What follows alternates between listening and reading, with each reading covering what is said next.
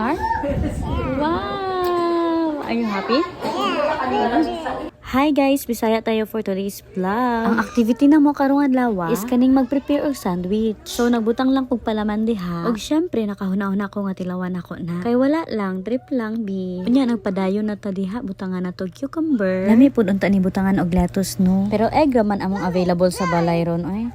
Huy sabo kay kamay love, nag-voice over ta na. Kadugayan siya na gyud mag-voice over ani ang video ba. Basta oy gitilawan na niya diha. Hipaa niya kaisa, gibiyaan na dayon. Saba gid kaning gamayng babaye oy nag-voice over ta na. Kana nga time nagkauna na siya itlog diha. Ipa-smash unta na ko ng itlog diha. Dayon butangan og mayonnaise. Ug ay hay ipalaman sa bread. Pero bi as a 2 years old baby girl, magbuot siya, dili siya ganahan. Mo nang gikaon na lang na niya diha. Paborito man na niyang boiled egg. Unya pasayaw-sayaw pa. Sarap na sarap yarn. Bitaw oy wala jud ko kasabot aning voice over ay. Pero tigid kasaba ni Zia. Siya na gyud ni mag-voice over sa sunod. Kay mas istoryador pa man ni sa ako. Ni try mi og another palaman, Nutella. Pero gilanlan rang palaman bi. Wala jud gikaon ang bread. Kani nga time before nagsugod ang another activity, nagdula-dula sila diha sa iyang mga classmate. Nagbip-bip-bip pa siya kay feeling niya nagsakay siya sa bus. Then gitawag siya sa iyang mami para kuhaon niyang apron og hairnet. Dayon pagkataod-taod diha nagsugod na balik ilang klase. Gitudluan sila ni teacher on saan pag-count 1 to 10.